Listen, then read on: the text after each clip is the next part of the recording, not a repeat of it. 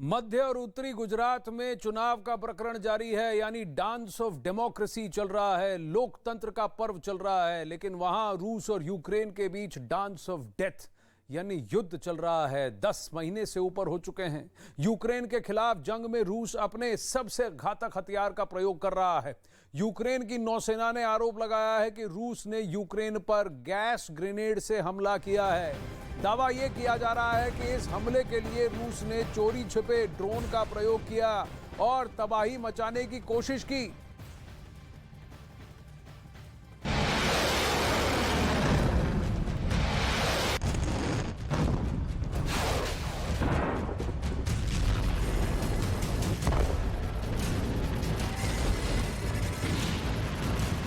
रूस यूक्रेन युद्ध में बम बरसे।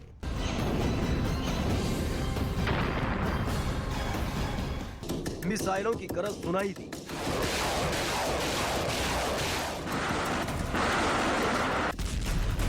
टैंकों का दम दिखा। ड्रोन से दुश्मन देश को डराने की कोशिश की गई, यानी हर उस हथियार को इस युद्ध में उतना घातक बनाकर पेश किया गया जितना सिर्फ उसके आंकड़ों में जिक्र था। महायुद्ध के बीच अब यूक्रेन ने रूस पर बड़ा आरोप लगाया है। यूक्रेन का दावा है कि जंग में रूस ने जहरीली गैस से बने ग्रेनेड का इस्तेमाल किया है। यूक्रेन की नौसेना ने आरोप लगाया है कि रूस की सेना ने डोनेट्स्क इलाके में K-51 केमिकल ग्रेनेड से अटैक किया। रूस और यूक्रेन के पास ऐसे ड्रोन हैं जो दुश्मन के ठिकानों को खोजकर नष्ट करने में सक्षम है। रूस के ड्रोन यूक्रेन के संवेदनशील ठिकानों को तबाह कर रहे हैं।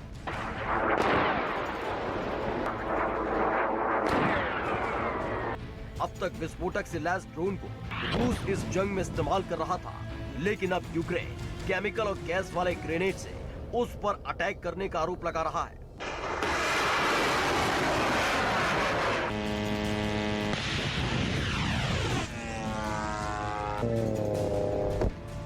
दावा है कि ड्रोन के जरिए इस जहरीले ग्रेनेड को यूक्रेन की जमीन पर गिराया गया और तबाही मचाने की कोशिश की गई। गनीमत ये रही कि ग्रेनेड नहीं फटा और जिंदा ग्रेनेड ने रूस की पोल खोल दी।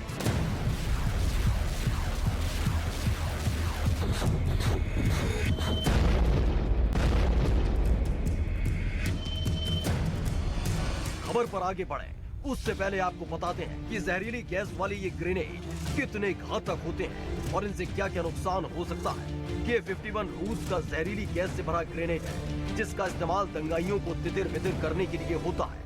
K-51 16 सेकंड तक चलता है और तेज धुआं पैदा करता है। गैस के चलते ग्रेनेड फटने के बाद आंखों में जलन होने लगती है।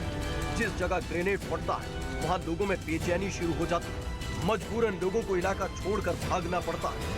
दम घुटा देने वाली गैस के चलते इलाके में भगदड़ मच जाती है। यूक्रेन का दावा है कि रूस इसके जरिए यूक्रेन की सेना में भगदड़ मचाने की फिराक में था। यूक्रेन का आरोप है कि रूस ने महायुद्ध में केमिकल वेपन का इस्तेमाल किया, जो कि नियमों के खिलाफ है। ऐसे में युद्ध के बीच में रूस का नियमों के खिलाफ जाना क्या इशारा करता है? क्या महायुद्ध में पुतिन की सेना कमजोर पड़ रही है? क्या रूस के बारूद खाने में कमी होने लगी है? केमिकल वेपन से पुतिन जंग जीतना चाहते हैं।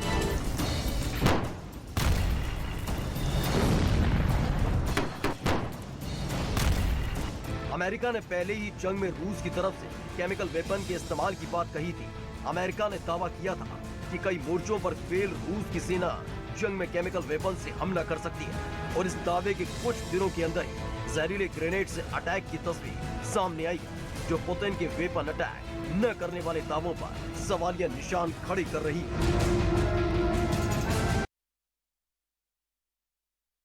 और दावे भी होंगे और काउंटर क्लेम्स भी होंगे। उधर यूक्रेन के रक्षा मंत्रालय ने रूस को बड़े नुकसान का दावा किया है, बताया गया है, और ये आंकड़े हैं, ये दावा है यूक्रेन का। रूस ने इसकी अब तक पुष्टि नहीं की है कि युद्ध में रूस के अब तक 91,150 सैनिक मारे जा चुके हैं, जबकि 2,922 टैंक तबाह हुए हैं।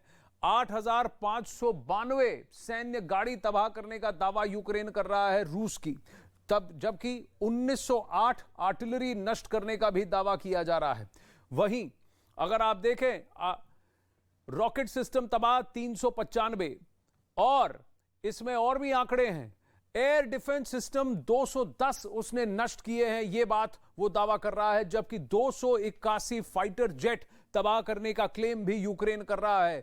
263 हेलीकॉप्टर तबाह करने का दावा कर रहा है, यानी भारी नुकसान का दावा यूक्रेन कर रहा है, जबकि 1573 ड्रोन नष्ट कर चुका है यूक्रेन रूस के। वहीं 531 क्रूज मिसाइल नष्ट हुए हैं, यह दावा यूक्रेन कर रहा है, जबकि 16 जंगी जहाज तबाह करने का दावा भी यूक्रेन कर रहा है। कह रहा है कि इस युद्ध में व्लादिमीर पुतिन की पूरी सैन्य खेप जो है उसमें बहुत भारी उन्होंने सेंध लगाई है, नुकसान किया है।